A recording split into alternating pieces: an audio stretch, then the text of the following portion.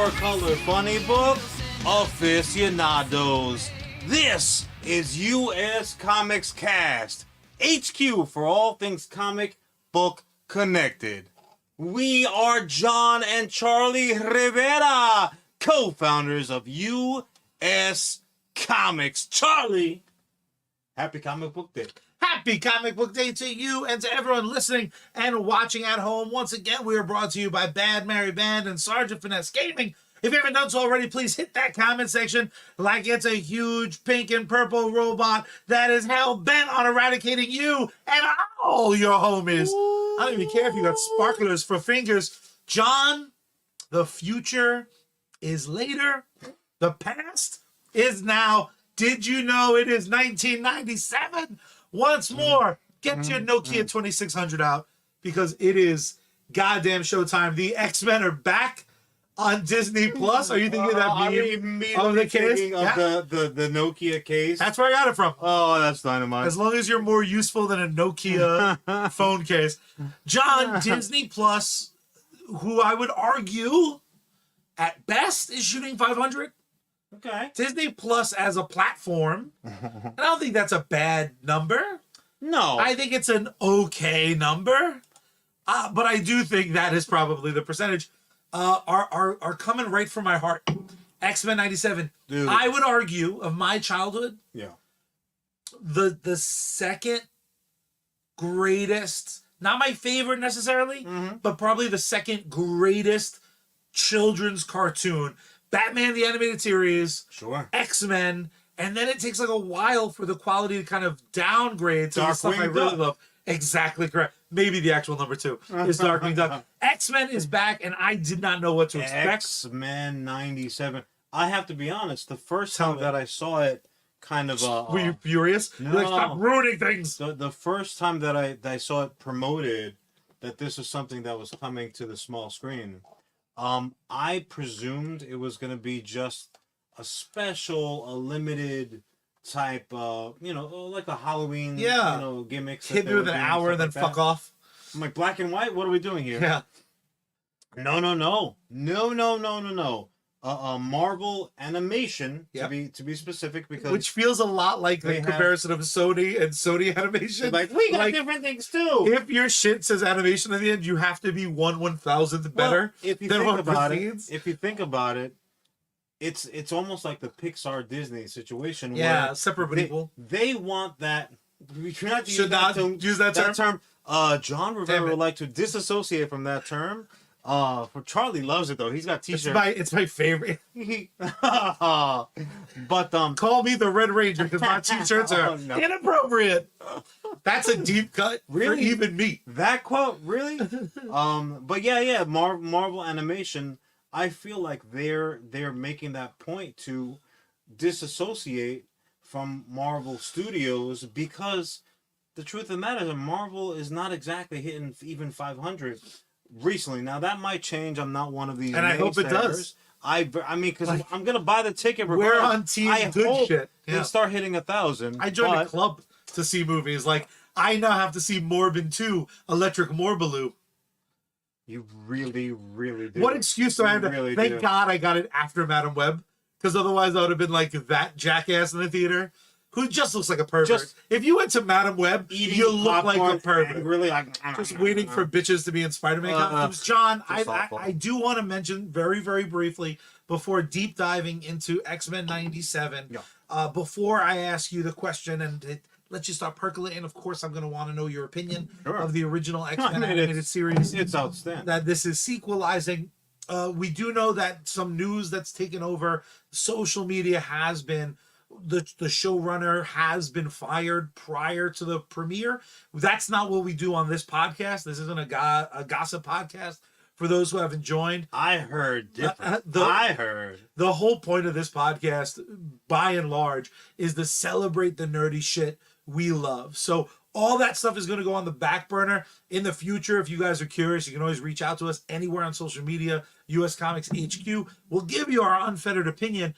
But we only got a little time for the segment, so I want to dive right into what, to me, is the most important question. Them sequelizing X-Men the Animated Series, them giving it a fresh coat of paint, them continuing those stories. Just in I wouldn't theory, say does that that it's excite a you? fresh coat of paint per se.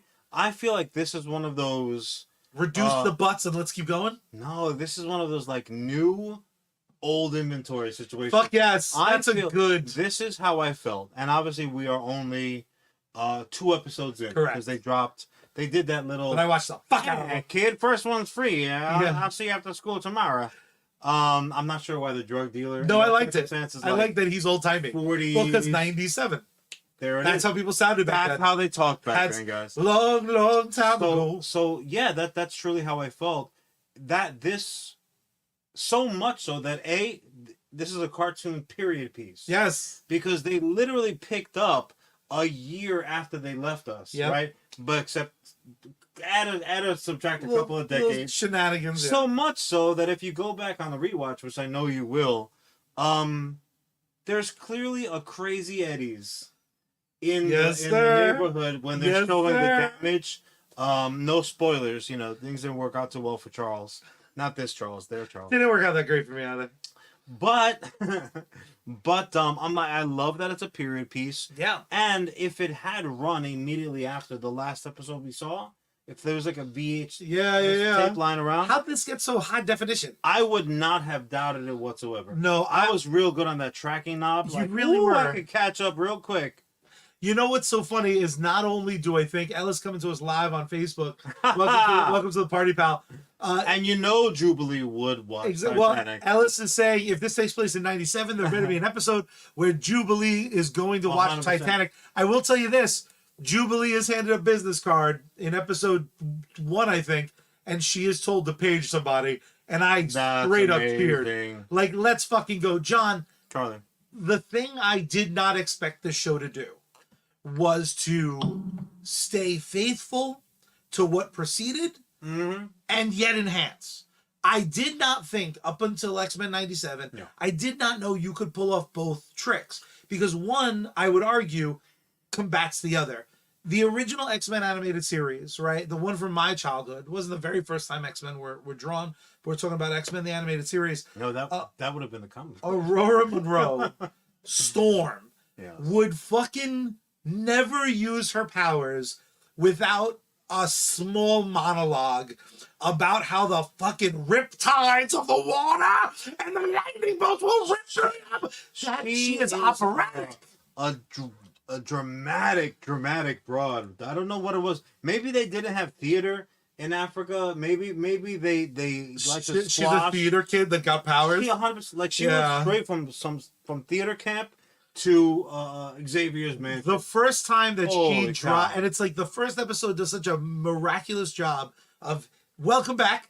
Here's your reintroduction. If you somehow missed the animated series, when she drops her first chunk of dialogue, and she's like, "You fucking garbage pails that are skin bodies," like she is raging out. Cousin Paul can attest that no matter how much he may have loved, Paul. he may have loved the Fantastic Four cartoons of the past, there's a certain amount of cheese. I think we can bet our bottom dollar. Yeah. Absolutely.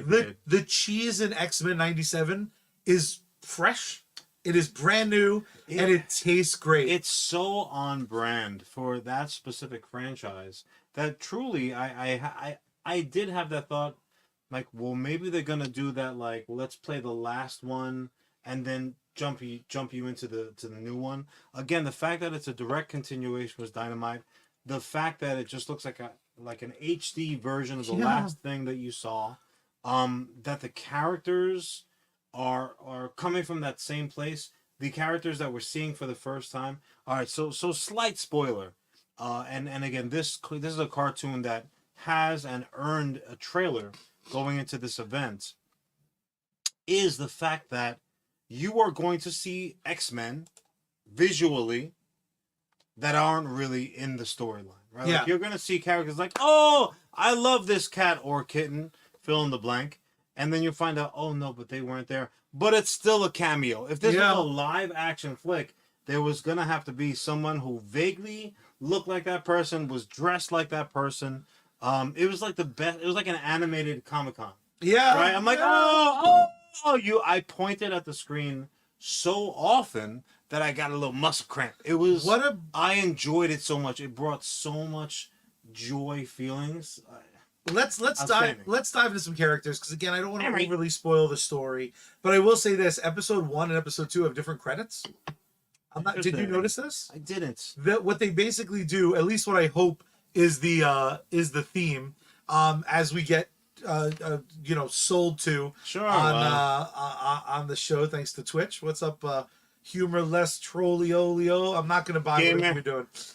Game recognized game though. Keep on pitching. I'm saying I'm gonna pitch them if they ever go live. For me, Cyclops constantly is undervalued, underappreciated. His introduction By his wife. His introduction is as badass as possible. We're gonna get to Ellis's comment in a minute. When he shows up, it is the same Scott we know, who's at best, I don't mean to use this sort of language on the show, the guy's a fuddy-duddy. Whoa! I'm sorry. The man, Guys, can I get somebody in the office to bleep that out? We don't want to the lose man our... can be a fuddy-duddy, but what qualities are always true of Cyclops? Homeboy takes leadership very seriously. He does. He wants the team to stop fucking around. Even and though... Get in line, team! Even though he did kind of seem to be enjoying himself in the first action sequence. Well, but you know why? I don't think I've seen 'Cause he him fucking- smile Drop that thing. I mean, at Put a least little once. baby in that. He At said, least once. Logan, I can't help but notice you're always sniffing around my lady. I got something for you to sniff right here, baby. You know that, and it's that little Logan Scott. smell. Or, I'm going to put this out Oh, there. is it? Well, I just wanna put it out. Like, oh, you have to push. Wah, wah. Oh, look how Bub. adorable. A little hairy. Is that a cigar, baby? Like, snake, bitch. Like, I don't know. I First don't of all, know. Dave Chappelle for the baby. Dave 100%. Chappelle for the baby. Just If we're the gonna go that giant route. spots. So again, no spoilers, and I don't have any industry insider info. Much as you might think I do. So I love this portrayal of Scott. Was there any character that you liked or even loved on the original series that when you get reintroduced to that character, you're like, oh, they fucking one-upped it. They made some cool visual changes, which I love. They stayed very in line with the original cartoon. Yeah, it looked but like again, it fits. Scott, again, part of my language, fuddy-duddy. Oh But man, now come on. he's- What did he do to hurt He you? is a fuddy-duddy who literally in the episode has a line. He says something along the lines of, hey, I know I've been a bit much lately. And I'm like, this is the most fun you've ever been, pal. Like, this is peak, for me, this is peak Cyclops, where he rewards people for doing good. He kind of lets them know when they're fucking up. He admits that he's a little bit of a stuffy prick. He has a self-awareness. I think That's brand new, I feel like. Yeah, that we haven't necessarily seen. I think the wet mopness that Paul's referring to on Facebook, I think, or YouTube rather. Thank you for joining us live on YouTube. I think that's still there because you don't want to strip core components. It's just like he's about to be a dad. I think he knows he's gonna get some puke. I have an opinion about that. What I think that it's more of is right. Scott Summers, we know, is Cyclops. Yeah. I might argue the way that X-Men, they take on a mantle and they run with it. I think he may have done it even for his family name because he really could be Scott Chipperson because he has a bigger chip on his shoulder than like some of these mutants that you can literally see coming a mile down the road. Like the mutant experience is one that God, Stan Lee and not Ditko, freaking Someone help us out in the chat. Come on, the X-Men were created by Stan Lee and yeah, God, it'll come to me. I can Google it. You keep talking. Yeah, it's like a famous. Yeah, we're just dumb. Comic book royalty. It's Wednesday. We worked all day. But that all being said, Kirby, thank you, Ellis. Thank you. But that all being said, it is still character, right? This is a year after most of their worst days ever. Yeah. So this picks up immediately after, but like not day after. Yeah. It's a year 364 later. So things have changed effectively. But I do have to say this to get to your second point / question. The character or the depiction that I was so happy to see again And anyone who has not watched this yet, I understand that the level of nerddom does vary. Yeah. We have a very Some are nerds. it's Some a are beautiful nerd heads. myriad of geek colors out there. The one that hit me hardest. Ooh, baby, that opening crawl. Oh, the opening sequence in pure high def glory. So good. Only to just wait for the banger of all bangers to drop. Oh man, it was so good. Honestly, and that's one of those things where the legacy soundtracks, the legacy themes, when they kick in, that's where you begin watching this stuff on the edge of your seat. If it mattered to you at all, you're getting ready, tight butthole, edge of your seat, just leaning in, and then it hits, and you're like, you can sit back, get comfortable, kick the monitor, just make it shake, get everybody real sick. It. Charlie, when that opening theme hit, and it was like an improved version of the original opening, but like definitely the opening and like the different characters. It's like when any one of your favorite shows has a new season, and they slightly modify to show like what characters that are joining, and you know what got me big? Delicious. So the way the credits always ended was the X-Men logo. For some reason,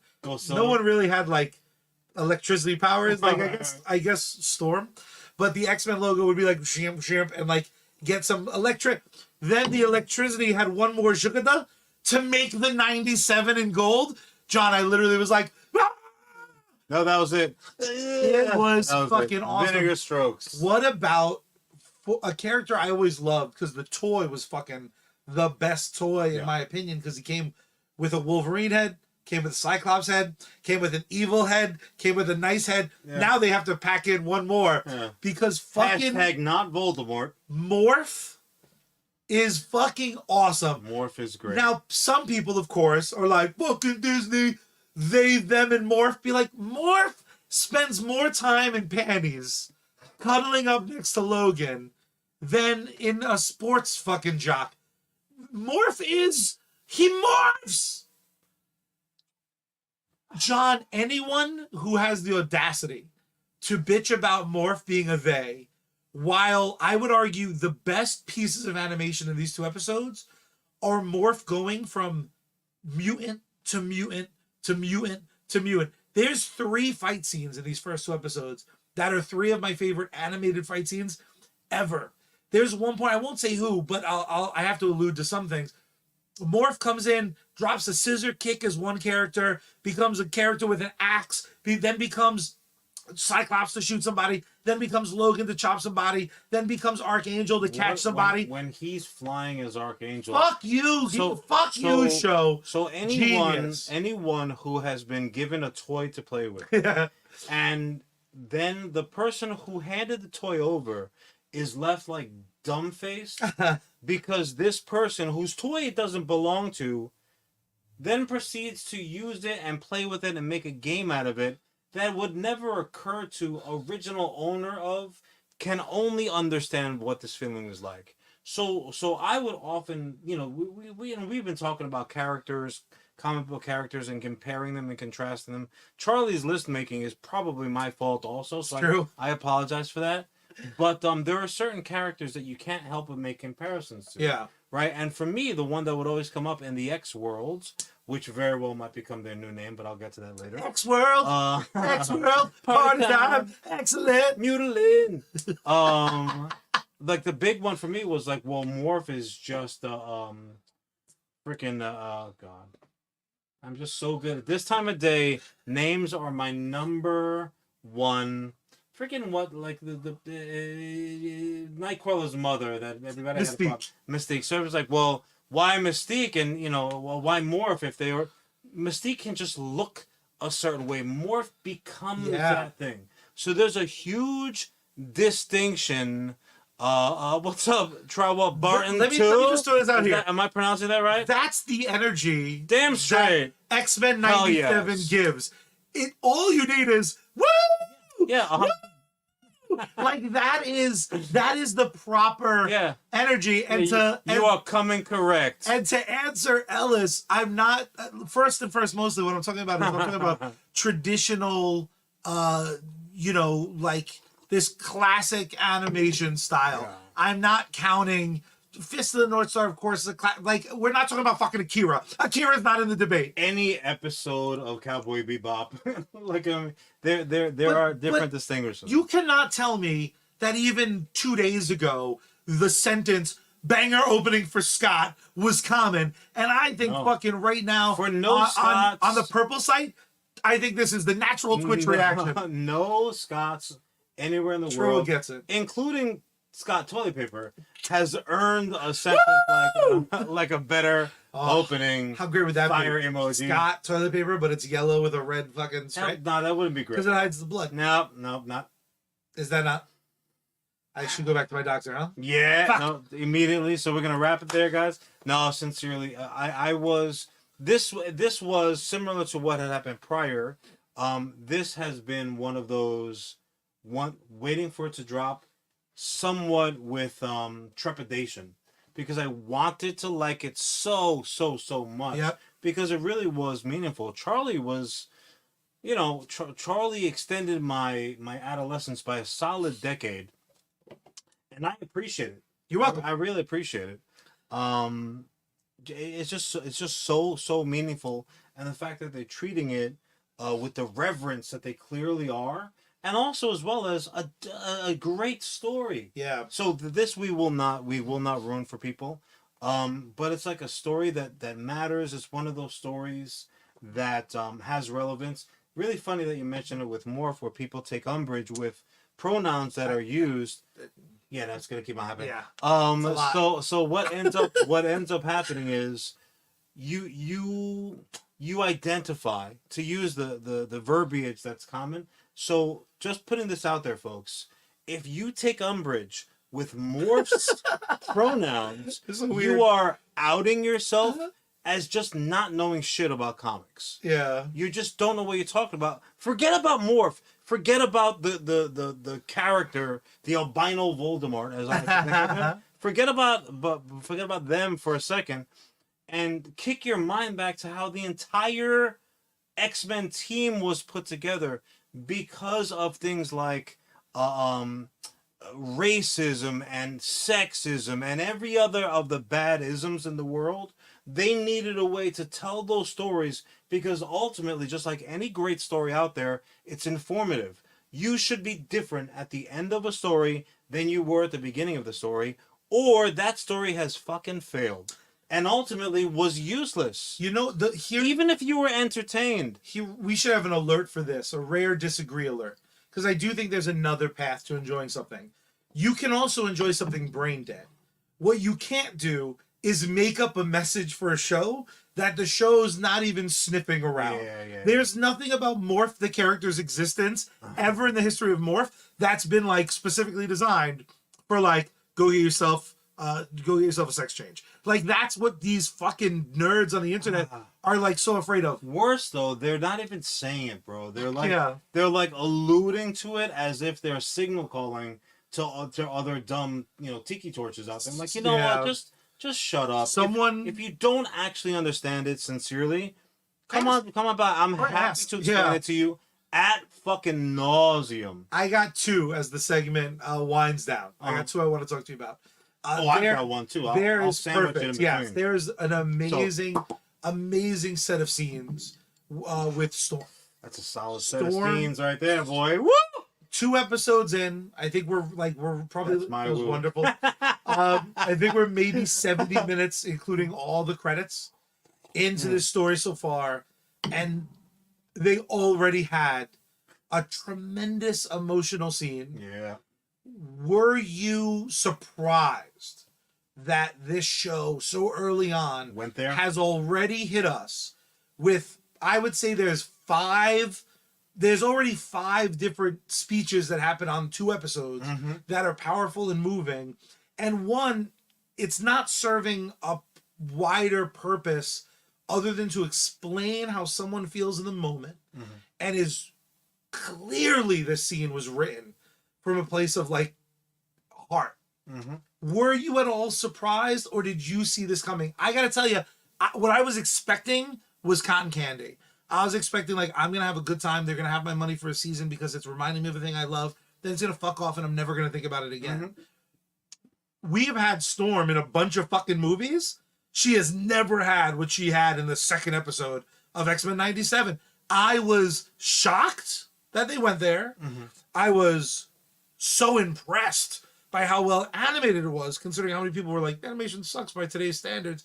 And I was blown away that they have so many spinning plates. And I'm not confused at all. It's not that shit where it's like, wait, I know exactly what the fuck's going on. That's always been the case with X-Men. It's like a fucking play. One of the Or the weight of a play. One of the compliments that you could give them is also one of like, yeah, but nice tush, Rogue. They have compliment you give. They have so many moving parts with the X-Men just by the sheer roster of what it was.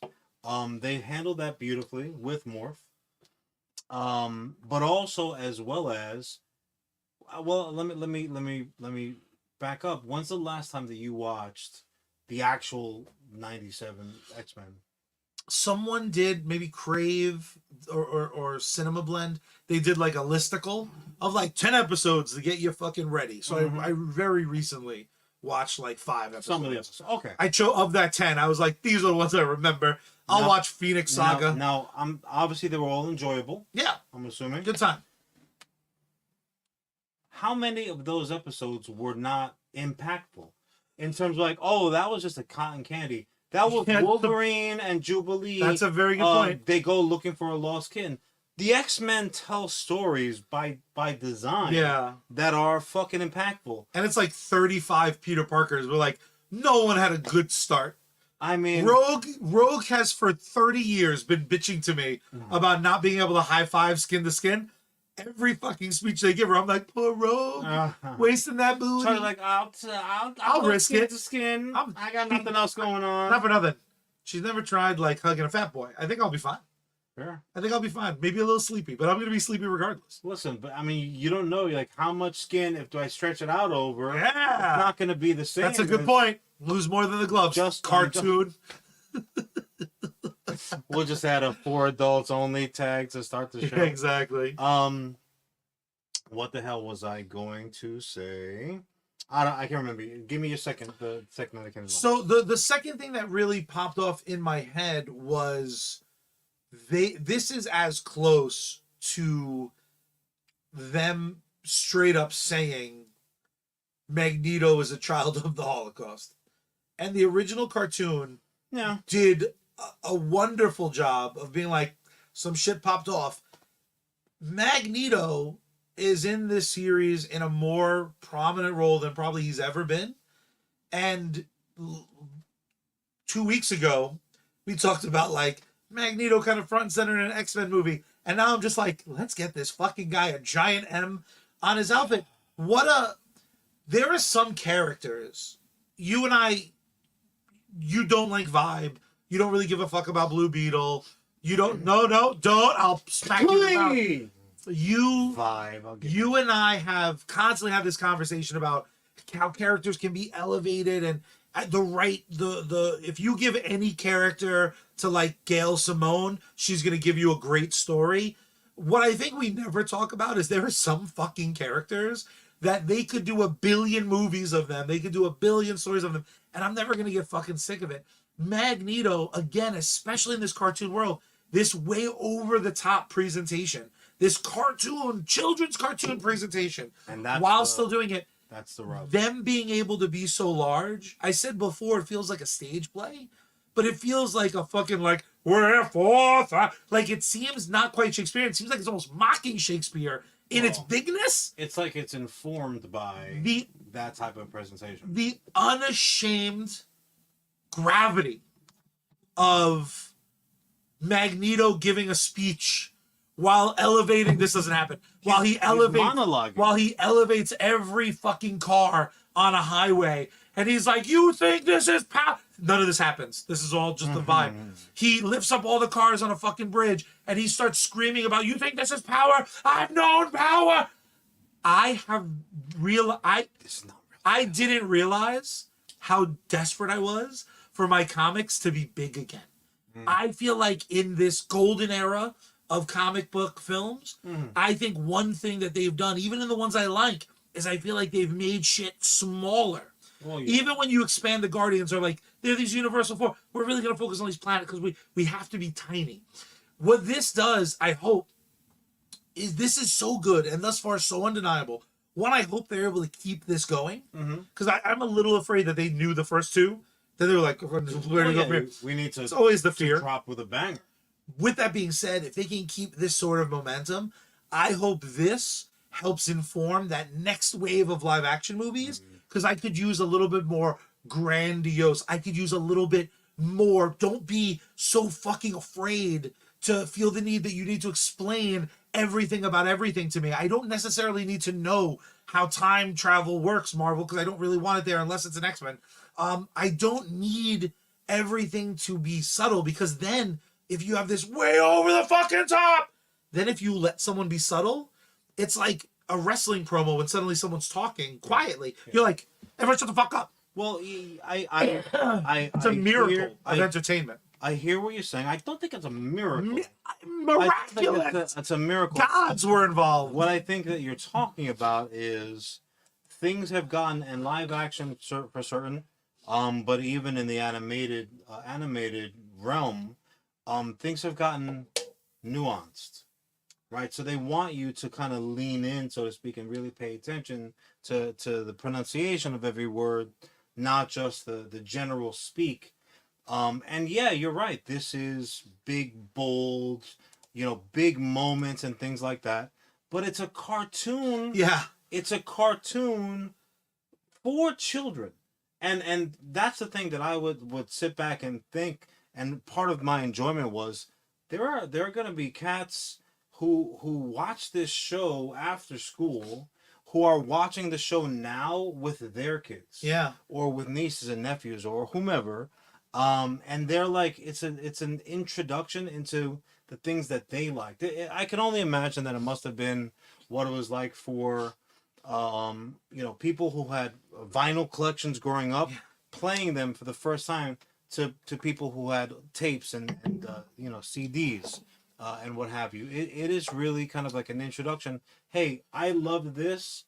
You've never seen it before. Check it out. And being able to appreciate that together, I think is totally an awesome thing. However, nostalgia does play into it. Sure. And I'm personally, and I'm speaking for myself, I am personally like a very, very progressive thinker, I think, at least, right? Until somebody tells me different. But one of the things that came up for me, was that some of the OGs that were responsible for the revitalization of the franchise wanted a name change, and were pushing for a name change for a long time. And because I think that it's going to be because of this initial reintroduction of it to some people and certain certain personalities that didn't really have the exposure prior, that they wanted to change the name away from X-Men, period, because they were looking at it in literal terms, like, well, it's not just a group of men. X-Thems. Like, well, yeah, but who's ever thought that? Like, you are putting 2 and 2 together and coming up with 17. To the point where, like, well, yeah, do you want to change human to Hugh people? Like, it makes no sense whatsoever. And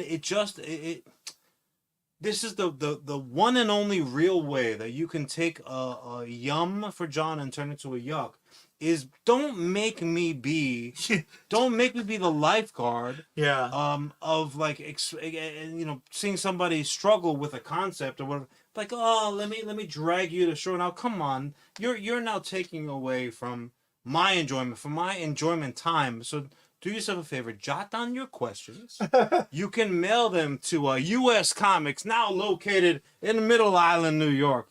I'll be more than happy, and Charles will, I'm sure, will carry over. But don't make assumptions. All right, don't think that you know when it's something that you're being introduced to, and more importantly, something that's existed for a very long, relatively long period of time. They've been doing it the way they've been doing it for a reason. And before we demand change, understand what it is that we're asking for, and maybe the reason why you're asking for this change doesn't hold water or is not applicable in actuality. That was the only thought that I had that wasn't a overwhelmingly glowing thought. There is a tremendous movie about to come out. People. It's very not comic booky, but I cannot recommend it enough. It's called Wicked Little Letters. There's a female police officer in it that they keep calling Lady Officer, whatever her name is. And at one point she has a line, she's like, you don't have to keep saying Lady Officer. They can see I'm a Lady Officer. And that's just, I feel like if you had Jean Grey in here, be like, what about X people? She's like, they know I'm not a man. And Morph would be like, whatever you want, baby. $5 is $5. For a minute, she wasn't even human. So forget about About that. Oh, the best, the Phoenix Force. Bro, you just love a strong I love a possessed woman. female. Well, wait a second. That's a very specific Ghostbuster branded kink. Yeah, we're gonna back away from that one slowly. I'm gonna back into it real fast. Final thought. I loved it. In case you couldn't tell, it was not just nostalgia fuel. You can only really play on that heartstring so many times for ping, and just kind of rolls off into ping, and then just like rolls into a rat tail. I loved it for what it was. I loved it for the fact that it was a continuation of something that I was all about. And the new stuff, I love that too. I cannot wait to see the next installments. My final thought on it, real simple. There's lessons to be learned from everything that's successful. Into the Spider-Verse, fucking Escape the Spider-Verse. I can't believe they're doing more Spider-Verse. Those are blueprints to how to tell complex stories, streamlined enough to fucking make them fun. I think X-Men 97, I think the lesson right now to take away from it is like you can get grandiose again. And I think there are certain characters, I think there are certain movies that play to the back of the fucking crowd. And the truth is, if you don't agree with us, if you don't give X-Men 97 a chance, if you have the audacity to give it a chance and then pull an Ellis and pretend you don't love it, well then you have something. You have something in common with that neck missing. He looks like one of the aliens that's kind of racist in his prequels. You're nothing more than that lying toy boy George Lucas. Why, John? Because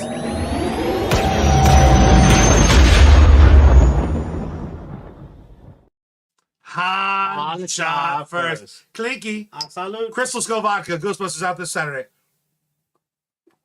I'm at Friday, and also limited screenings tomorrow.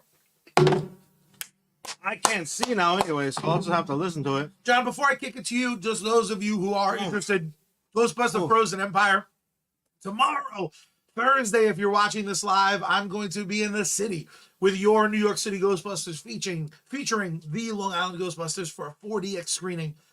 Regal Times Square, 7 o'clock. Be there for the world's largest 4DX screen showing Crazy. Ghostbusters Part 4. Then Saturday, right here on Long Island in Holtzville, we're going to be at Island 16, your Long Island Ghostbusters with the Ecto Fun, the Ecto LI. Will be over at Island 16, Showcase Cinemas from 12 to 5. Just hanging out, take some photos, poke and laugh at us for being so excited about a movie. Get a Twinkie, get some marshmallows, get a live Twinkie, it up. buy me stuff. Like, you can feel free to like give me stuff. I love stuff. He does not play around. Stuff is just, I'm very excited to say also right now, Ghostbusters Frozen Empire, it's like 40% on Rotten Tomatoes. But the 2016 movie was 75% of this time. So if life has taught us anything, critics are fucking dumb, and the only review you should count is ours. Check out last week's episode, which we still need art for. Only today's Wednesday. You were very busy. Snappy. John, what else do we have going on in the world of comic books? I gotta work on some art for the episode. Other than that, there was another animated entry. More cartoons. What are we, kids? I know. I just spit all apparently over. Yes, yeah. Apparently, and we need to look. Don't you wipe your hand? It didn't eat your hand. Another animated feature that just made me say, "Woo!" Invincible, your boy and mine, young Mr. Grayson, Mark Grayson himself, is back. The good folks at Amazon done brought him back. So this is a second season, technically, but it really feels like a third. It's a third season because the second season we got was like a mini little baby season. I gotta tell you, the holidays. I gotta tell you, last year, 2023, Charlie was like, how dare they stop this halfway? 2024, Charlie, that gets new Invincible is like, I'm so glad they did it. This way. Give me an episode a month for 12 months a year. I'll be so satiated. So I don't know about you, but the way that I went about watching it was taking off your pants, taking off my pants immediately. Just buy pants, which is ironic because Invincible wears like a straight up unitard at this point. That's true. But that all being said, I rewatched because it was such a short thus far. What we got of season 2 last year, end of last year, was short enough that I was like, fuck it, I'll just rewatch them all going into this now season 2.5. Almost like The Sopranos. They did it with less. Hopefully for similar reasons. Hopefully they less make so much money. They're like, we gotta fucking spread costs. I don't know why they did it this way, but they did. I heard they just weren't done. The rumor I heard come out with they had like a date and like they weren't finished. I heard they were just like they got more money to make things look even fucking better. So they were like, oh well, now we fucked our timeline, and they were like, no, we have to give them something, and they decided like, well, we got 5 done.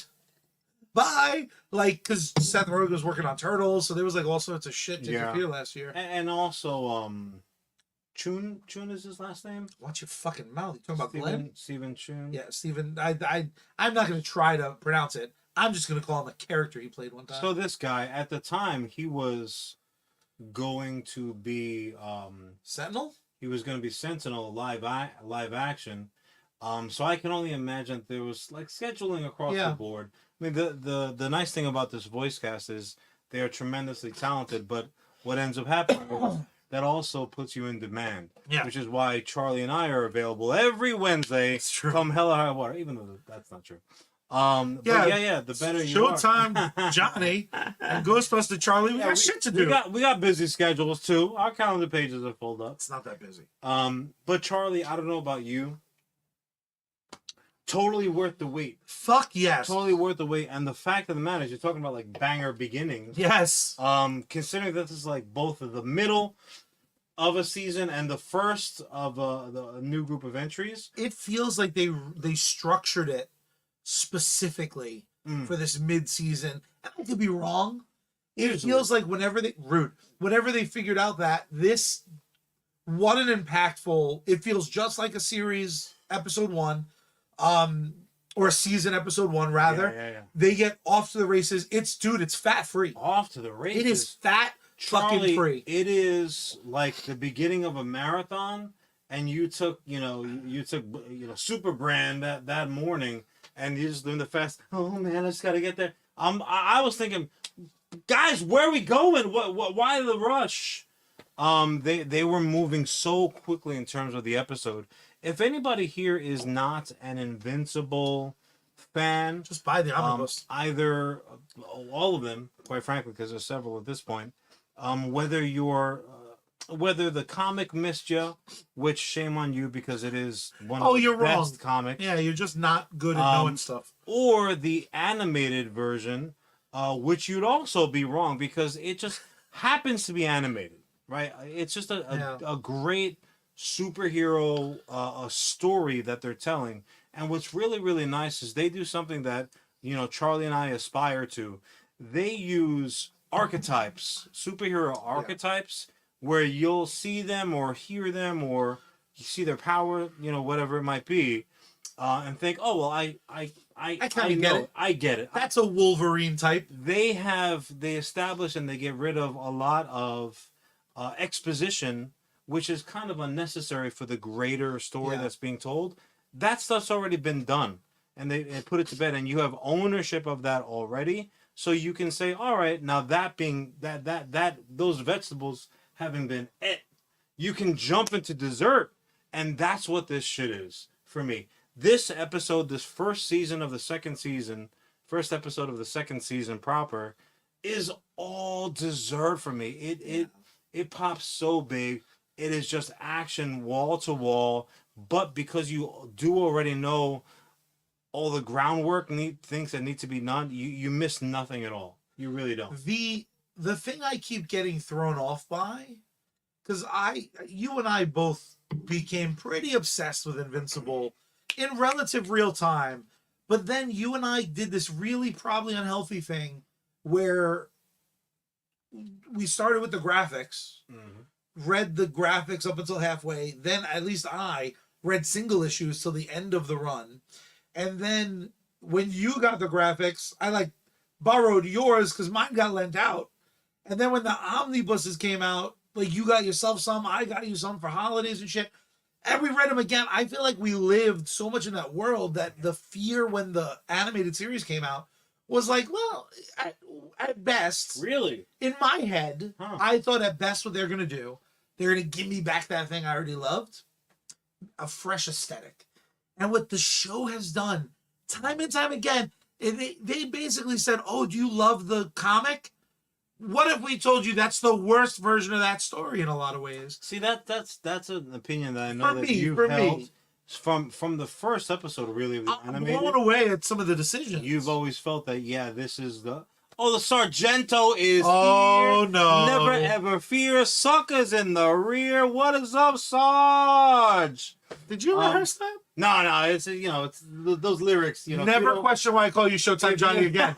Never fucking question. If you don't know the lyrics to the Sargento banger, just go ahead and step to stand. It wasn't remembering the lines. Don't be a sucker. It was the delivery. Oh yeah, of course. It was the delivery. It's the art. Pitch perfect, baby. Terrible.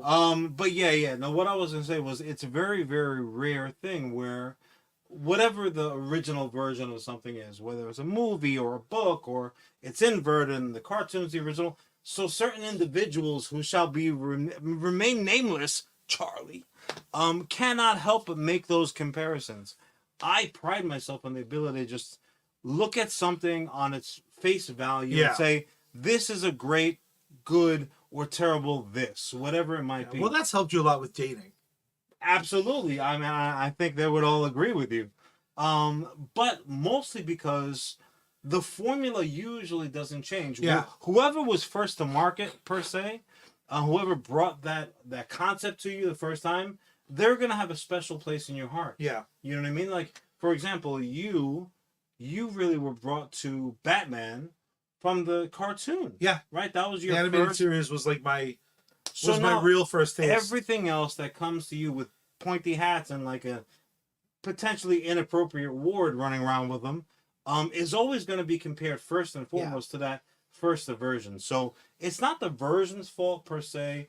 More so it's our, our whatever, our predisposition to liking that thing.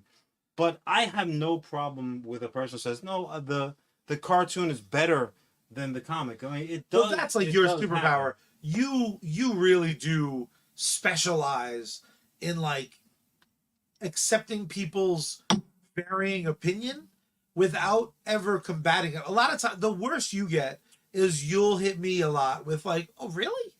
Like a surprise. Yeah, I'll put an eyebrow up. Yeah, well, because I think you accidentally hit a weird nail on the head because I went animated series. I didn't know it was that accidental. Because I went specifically because we're not talking about Batman right now. Oh. But I think it helps inform why I prefer this version of Invincible.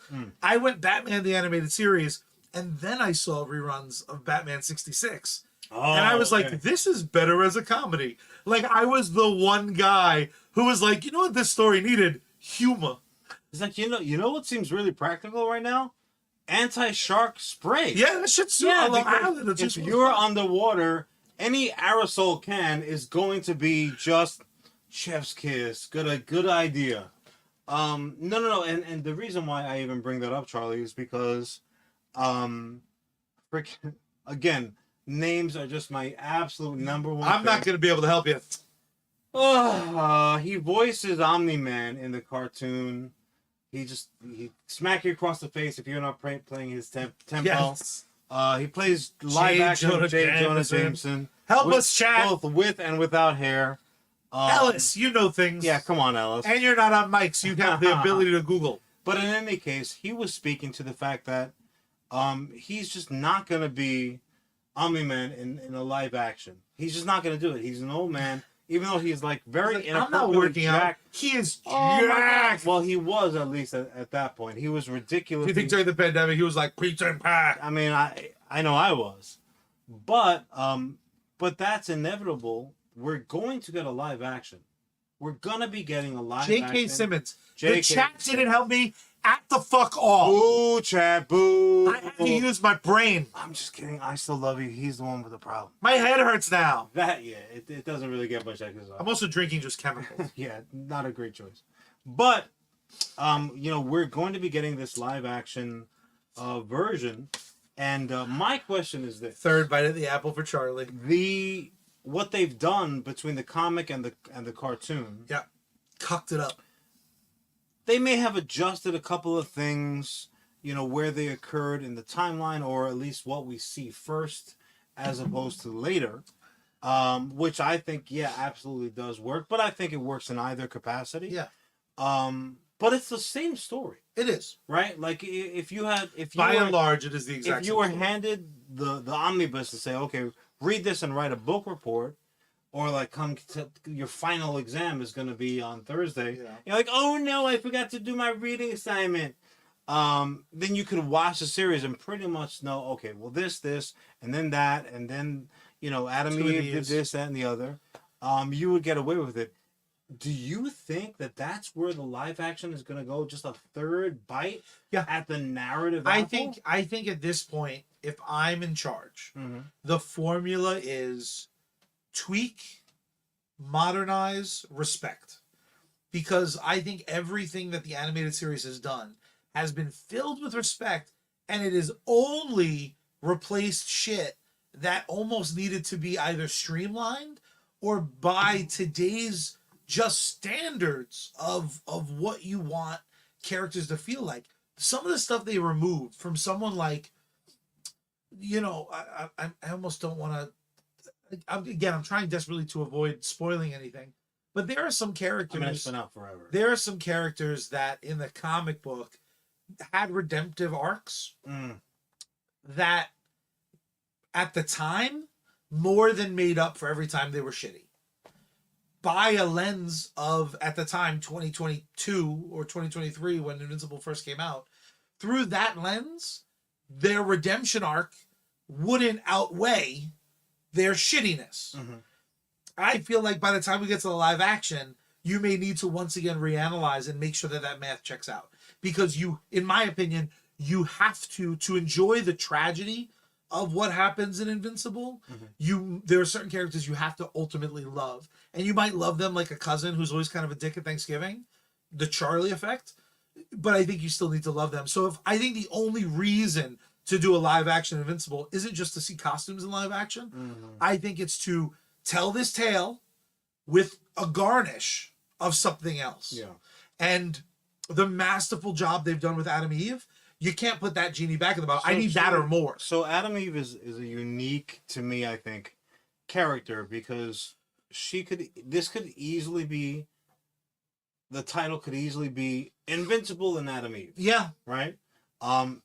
If you had the luxury of time. And that, I think, is one of the things that the series is able to do in very good point, limited increments, that the comic could take literally as much time in the world as it wanted. However, less time with a movie, right? Well, I shouldn't say movie, because live action can mean a few different things. They might get a series treatment, which both. We've been start with a movie. People have often talked about, put stuff like that out there as possibilities. Well, we're gonna get a series up to a point, and then a movie. I have yet to see it happen. Right? Of all the ones that they said, no, that's how it's gonna be.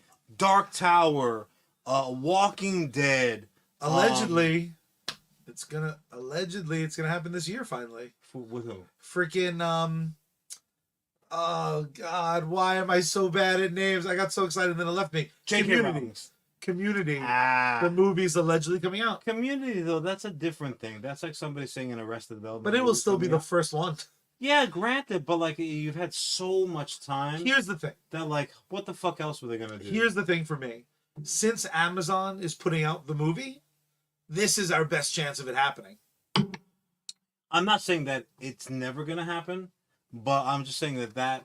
You're like, I don't believe you until Yeah, it I'm like, happens. no, show 'em. Doesn't happen. Anya Taylor-Joy is coming over, I swear. I don't believe you. Listen, if What if she anyone, comes over full Furiosa? she's like, I'm here. I'm like, oh my god, I'm so excited. What if she got one of them poison burgers? That bitch died at the end of that movie. Well, That's my theory. I'm sticking to it. That's a real left. I went real left. yeah, Charlie Invincible, got real though. dark and real left on You us bring real up you quick. bring up an interesting point though, because if it is only a movie, if they just do Invincible one the movie, so much of like you can't get into fucking robot. It's like one fight. Basically, so imagine Rocky. Oh my god! Wait a second. Imagine Is Rocky. that I have to change my pitch for tonight? Invincible, the live action movie, a 2-hour fight. How? I mean, it's just. Everyone leaves, butter covered and ball bag empty. And then just again, we do have the time to consider. But this is my final thought. Actually, no. I'm sorry. I cut you off. Do you have a final thought on Invincible? But if you're Other not, than if the you're 2 hour- not, if you're one of those people who are like, I don't watch fucking cartoons. Cartoons are for kids. You are adult. And boy, is this episode the wrong episode for you. So Fuck yeah, I'm apologize. saying. I'm gonna make my shit animated at the end of this. No, I do. I think there are times if you like sci-fi, fantasy, comic books, there are certain things that are undeniable, and Invincible is one of them. I think anyone who sits down to watch Invincible before Ellis was breaking my balls about like best fights, Invincible feels at times like Akira. It feels at times like Street Fighter the animated movie. It feels at times like the best Dragon Ball Z episode. It feels at times like Batman the animated series. It feels at times like X-Men the animated series. This fucking show, literally, I imagine they have a spinning wheel and they're like, here's a slice of happy. Oh, here's someone's existential crisis. Oh, you talk about strong female fucking characters. Daddy issues. Here you go. Daddy issues, strong. Alcohol, the fucking dependence. There is You got it. not a stone unturned so far in Invincible to the point where I get so viscerally excited at the notion of like, oh fuck, next week we get another episode of Invincible. Fuck yeah. So just to kind of play off of that, John's final thought. Clearly, again, Charlie and I are both huge fans of both the print edition and, of course, Amazon's outstanding, stellar, animated version. Both the way it looks and the way it's voiced and the way it's handled, all of that jazz. But I would mention also, again, playing off of Charlie's point, is the way that certain characters and power systems work, how their archetypes, you're like, oh, sure, I get it. Some of the plots, some of the story arcs are archetypes also. However, they're handled in such a way that they are not insulated. Like, okay, this is a show about daddy issues. Yeah, this is a show that's a good about, point. well, team dynamics. This is a show about secret government shit. No, they do this. For anyone listening to the audio version, this is the sound of juggling. They do such. I'm gonna edit the fuck out of that. They do such just such an overwhelmingly great job of maintaining multiple. So replicates Oh, moments. I love Replicate. Replicate has a moment in this most recent episode which had me literally gasping and clutching my pearls. It was handled in such a way that I had to like rewind it. Right? I had to go back to. I'm like, no, this needs my 100% undivided attention. And folks, friends, Romans, countrymen, we are talking about a cartoon. And in very much the same exact way that X-Men 97 and X-Men in 97 was a show intended for kids that adults could enjoy. Woo boy, Invincible is a cartoon for adults that kids can maybe hear about the next time that you're a dick at Thanksgiving. This needs to be treated like porn. Oh like, man, the DVD should be hidden. And it is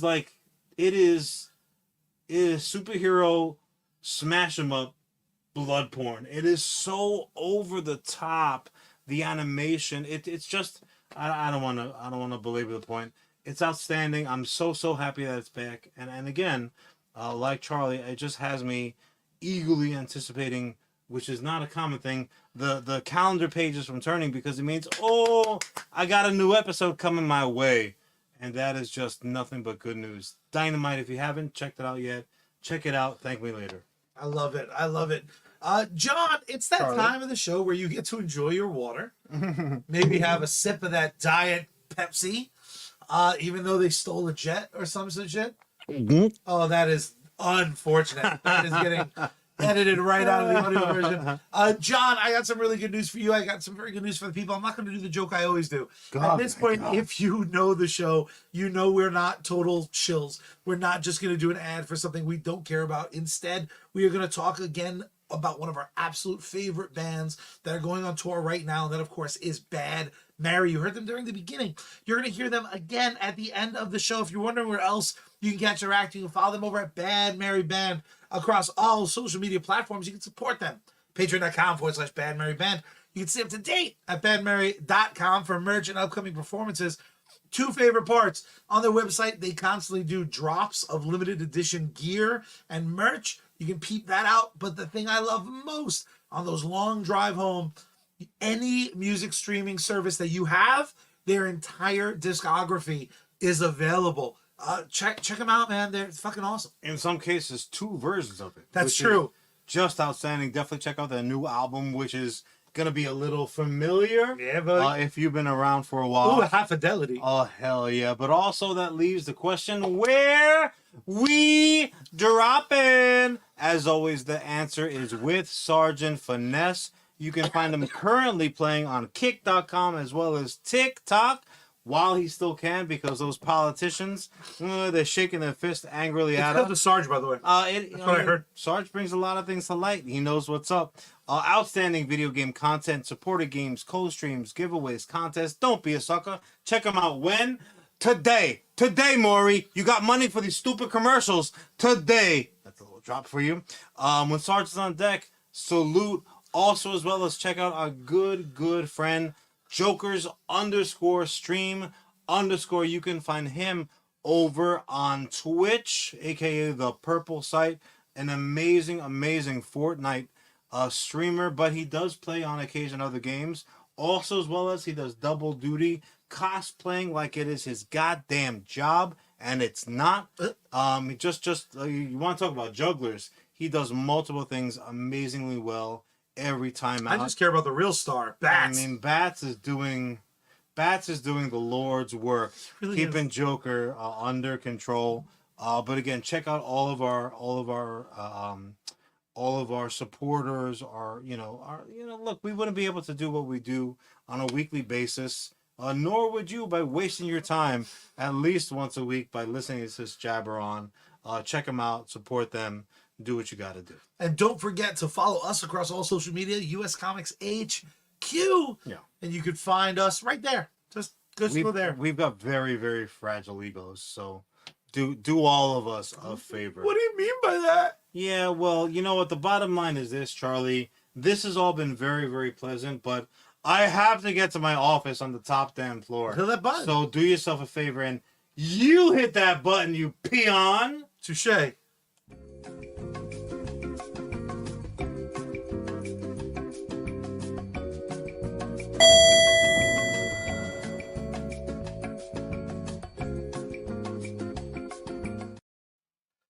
Oh, they let me on this elevator. How are you? Security. No, bro. I am security. Oh, I work here, bro. damn it.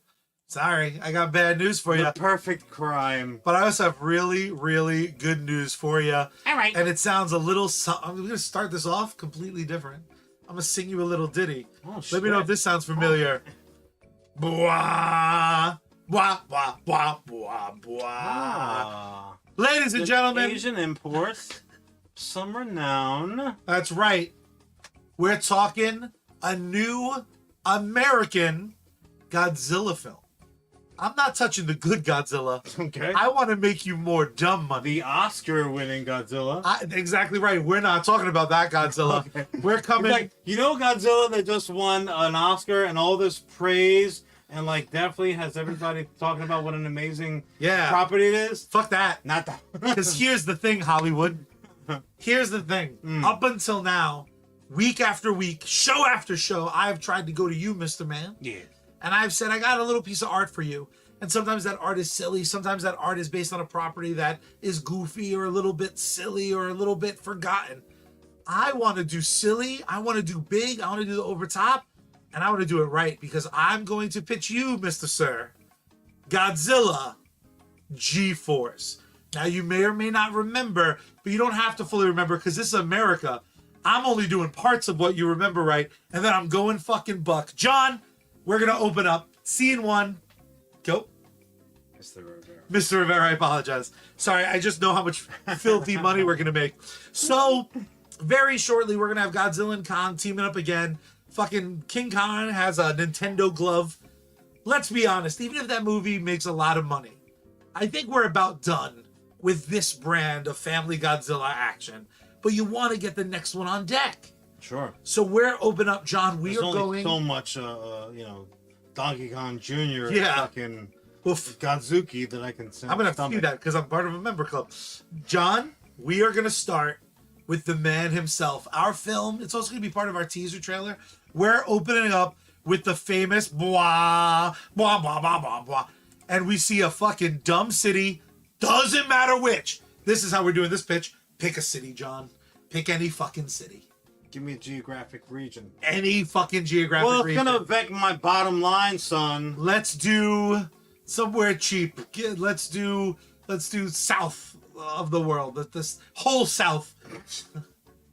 America? We can do America. No, not specifically South America. Look at a map. Go south. Go south. I mean, that would be South America. Done. Pick a city in South America. Guess what? Godzilla's there. It doesn't matter, John. We're blowing shit up. We got Godzilla. He shows up. He's doing his fucking thing. Okay. He's just this is fucking moment 1, and we're doing it in a live call. We're not hiding shit in shadows. We're not ashamed of our fucking Godzilla. We got a dope looking Godzilla tearing shit up. He's catching helicopters, shoving them in his fucking mouth. He's atomic breathing shit. And what you then cut to, like a fucking goddamn Top Gun movie, you're gonna see like a fucking helicarrier basically, but in the sky. Some future bullshit tech. It is shiny, it is fucking weird, and who do we see but Matthew motherfucking Broderick making his return to the Godzilla universe. Now this is not dumb American Godzilla, because we've seen Godzilla. We know it's not the shitty raptor one. I just want Matthew Broderick there, because fucking why not? So, Why are we not? Matthew Broderick redemption? Not only is it Matthew Broderick, bro, at some point we're going to see his little necklace open up. It's going to have his dumb fucking wife who'll be the chick from that shitty one, and it's going to be 11, implying that that's somehow his daughter, because she was in a Godzilla movie a couple times. John, we're going to have all the fucking fun we possibly can. We got this crazy helicarrier, right? And then you hear an alarm. Now we still have the Godzilla theme playing. Go Godzilla! We're having a fucking blast. And we hear brant, brant, all these alarms going off. We're overhead. We see, for the first time in a long time, we're going to get an overhead shot of Godzilla ripping shit up. But the scale, this Godzilla's fucking huge, bro. Bigger than usual? Bigger than usual. Or at least as big as he fucking has been. I don't know if I want to start exceeding what's come before, but pick the biggest Godzilla, that's the size of this motherfucker. We have an overhead shot because I kind of want to show you the scale. I don't like to shoot monster shit. Really, the rest of the film, our camera's going low because I want him to look fucking huge. Godzilla upskirt. Godzilla upskirts the whole fucking hour. We're doing like an hour and 42 minutes. We're not wasting time with this fucking flick. Why does this Godzilla movie have a monthly subscription fee? You have to need the DLC. And what you see is these big fucking bay doors open. And that's the first time you see the fucking Godzilla. I gotta look up the actual name because again, I'm borrowing a lot of shit from the originals. The first time you see this epic logo, it is the UNGCC, the United Nations Godzilla Countermeasure Center. Naturally. And what you fucking see roll up, bro, in full glory, no nanite bullshit.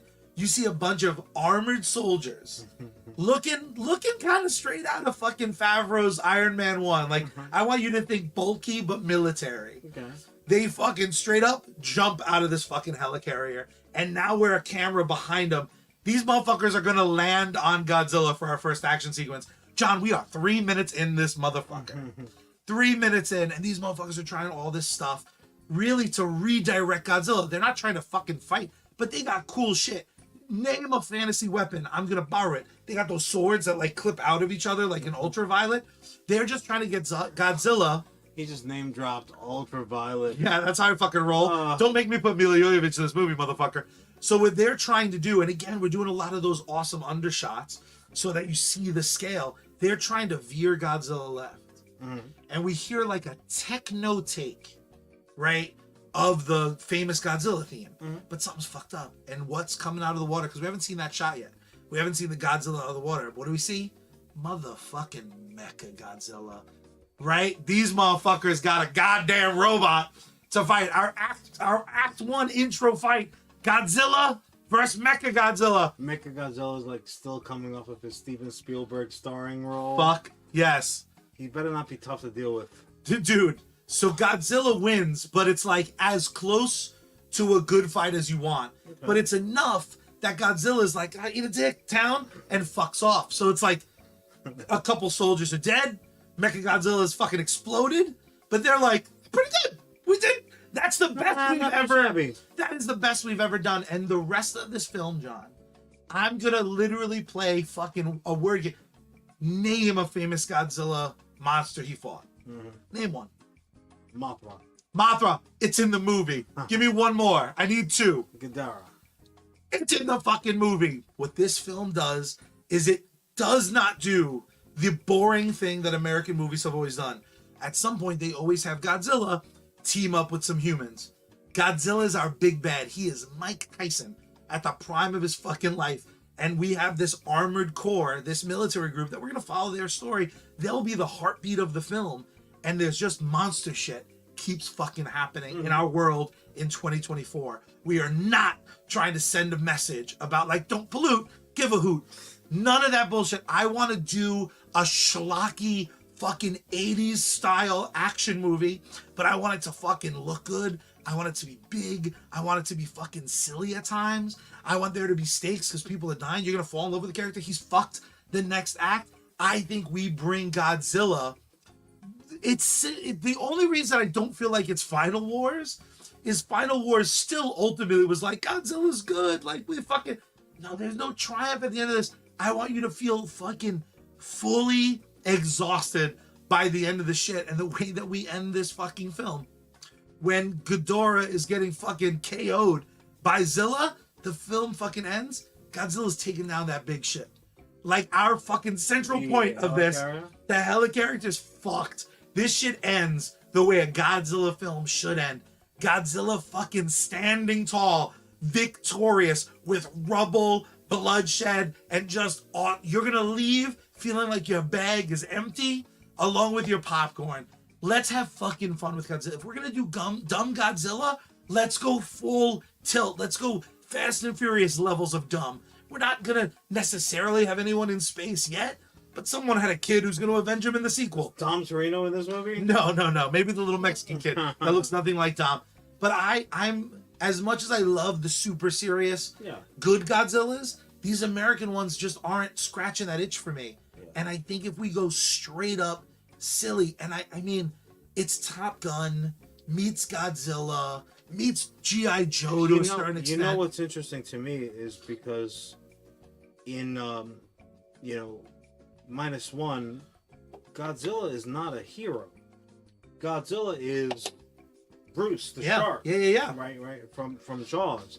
Godzilla is a fucking a killer hurricane. Yeah.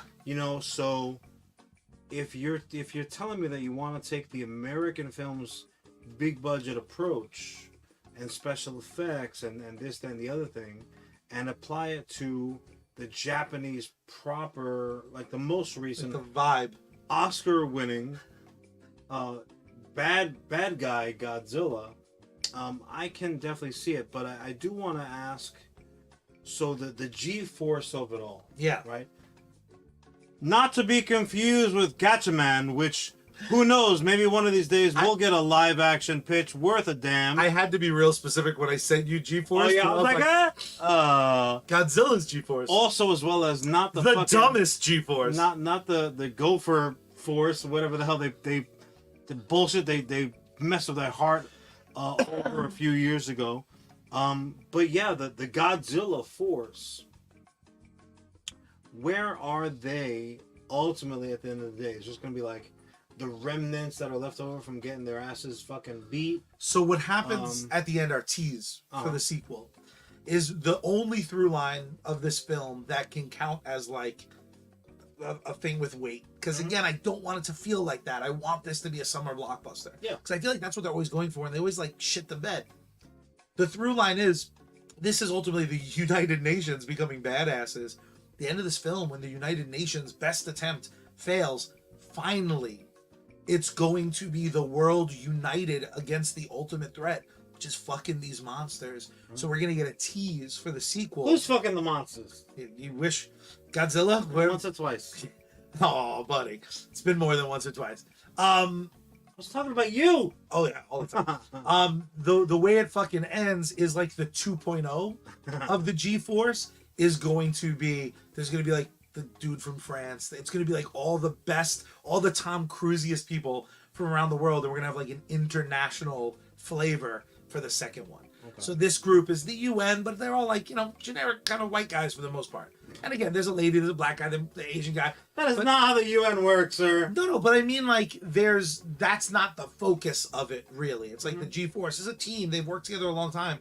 This next one is going to be like that hodgepodge, like an A-Team vibe, a G.I. Joe vibe, where like they're all bringing their own technology, they're all bringing their own thing to combat them for the sequel. So we end with like the fall of the UGNCC, I forgot the initials already, will be like that first time we see Mechagodzilla is the only Mechagodzilla in the film.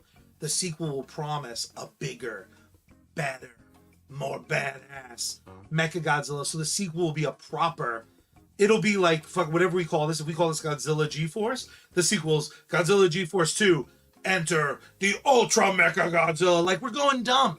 I'm not asking you to do arithmetic at the end of this. No, I can appreciate that. But again, the idea is the idea is what finally unites the world is like, yo, we gotta fuck up these monsters, which I think is like a fun way of telling that story of like, let's work together. The monsters plural. Well, yeah, because these other monsters keep popping up, and Godzilla fucks them up. The kaiju, the kaiju, as a group. Yes, they keep popping up in Godzilla. But like when Godzilla fights one, like we lost Sydney because fucking Godzilla fought Mothra there. We lost King Ghidorah fucking showed up in Jersey, and Jersey's gone now. So the idea of what unifies the world, like in so many sci-fi movies, it takes an outside threat, but it ultimately is like, yo, we gotta stop this fucking Godzilla asshole. Okay. So because this is my money. Yeah, I like your money. I'm going to throw out a certain requirement, a caveat, if you will. The dumbest stories, the ones that nobody learns shit from, still need to have a point. Yeah. Right? And the point of this blockbuster popcorn flick can't just be like, oh, watch, like, I mean, honestly, that's what fucking the King Kong v Kong v Zilla movies were, and it seems to they're just terrible. But that being said, even they were like, well, see, what had happened was, I want our what had happened was. So anyone who has watched it, if it knows that the Godzilla Force, they did obviously put together Mechagodzilla, but then also when their version of Mechagodzilla fell, they were like, yeah, we're just gonna grab a couple of pieces. Give me one of those. I'll take the fucking transmitter. Make sure you grab the radio because that's like Bose. And they kind of scraped together the parts, and they put together a more like like a rapid response team out of the fucking bones of Mechagodzilla. So I do want to see you emulate that. Sure. So, as the first battle number 1, where Mechagodzilla first shows up and gets his ass handed to him, they're like, oh shit, I wanted to see them helicoptering parts out and stuff like that. Like, you gotta salvage what you can salvage. Stuff doesn't pay for itself. Mechagodzilla ain't got no jobby job. So I want the first act. I want you to see them remove those parts. Sure. So ultimately, after the final act, and like it doesn't have to be like an after credits thing or whatever, but it needs to be the post credits, pre credits rather, beats. I want you to now see like the version 2.0, like the super G-force in effect. Like, yeah, this is what we put together. Fine, but then we also have this. So Mechagodzilla 1.0 became the rapid response shits that they're gonna roll with, and that being said, they do have a 2.0. However, if they fucking had it, one might ask, well, why the hell didn't you roll out Super Mechagodzilla to begin with? Because you couldn't run it. There is no fucking power source sufficient enough. Like a nuclear submarine is still relatively limited and shit compared to, say, Godzilla, right? Godzilla is what? Nuclear power. So you have to imagine that nuclear fucking that nuclear juice is running through him. What if? Oh, I like where you're going. What if the whole time that they were like trying to steer Godzilla on the loose away from damaging big cities and having huge human body counts and stuff like that? What if I drop a dozen, 2 dozen of these cats onto Godzilla, we're trying to steal and we've got all these weapons. What if now you flash back and you see, okay, maybe of those 2 dozen people that dropped onto the back, one had the fucking thing in sword, and one had a laser leash, and one had a this and the other thing. Well, like the Fortnite weapons. Yeah, exactly. You're like, oh, I gotta drop. What if there were like a couple of teams? They were there for Godzilla juice extraction. Fuck yes. Okay, so now I have a scene. I think that might help. So hold on, please do. So now they repel off or they get shaken off or whatever the case might be, but they're here with a fucking jug of Godzilla juice, which at the time we didn't see it happening, but now we'll see it happening. And then in the fucking Jimmy died, but at least he got us the jar. You see them fucking roll like a la Indiana Jones, Raiders of the Lost Ark final scene with all the crates and stuff like that. Just rolling up the like fucking. A shit ton? They've got a shit ton of it, and then they get up to like the butthole of Super Mechagodzilla, and they're like, "Shink." That's what has to operate. That's what needs to be the juice for this Mechagodzilla 2.0. Which fuck it, we can make them different. It could be like a mecha, It could be a Mecha Ghidorah. It could be a fucking mecha whomever the fuck. And but because of the size and because of everything involved, that's what you need. So now you have a reason. Why were they fucking with Godzilla in that way originally in the first place? And obviously sets up your sequel. I love it because tell me your scene. The sort of scenes I like for scales like this that I don't think we've ever seen is to me the sets you build are like the pieces of Godzilla they land on. Mm-hmm. Like I want as much practical shit. I want there to be like if a sword stabs something, I want it to feel like that shit. So since Godzilla's so big and they're so fucking little, the thing that popped into my head was imagine one of these fucking guys or girl, they repel like down to his foot. This motherfucker's like, and they just like attach themselves to him for the ride, and like a big drill into his nail, some shit that he like probably wouldn't even fucking feel, but like right as all this shit stepping on a building. Not so much blood on the nail, but I get what you're saying. But no, to get under the nail is what I mean. Is like you drill through the nail would be all thick and fucking. I think that mighty, would be, like on the toe. That would be labor intensive. Sure, but I think that sort of scene, like, imagine as he's like fucking stomping through a building, this one sucker's whole gear is designed to just. You know what I want? Like a shield. If you give me this beat. Yeah, I feel like you already have the checkout. Just write the check and I'll do whatever you want. The book is out. If you give me this beat, then I'm just gonna go ahead and endorse right away. I want a big fucking repelling team. Yeah. Right, get up there. They're like, oh, gotta get up to the head, whatever the case might be. They get where they're going. Somebody has a little stumble because obviously this is a moving space. Has a stumble, has an accidental discharge, maybe fucking glances off an eyebrow or something like that, and I want Godzilla to give me one of these. Yes. You see fucking Sold. like I want one of those moments where like, yo, these bastards better have some kind of like battle pay in place to make that a gig that is sometimes not going to be worth it. If you can give me the shake the fucking fleas off in the summertime, I will. Fucking sold. Also, we may have to add this. He may need to get a producer's credit. LSU. What if they go inside to collect this juice? Oh, like inner space. What if you gotta? I didn't even know Godzilla had ears. It's in the movie. Yay!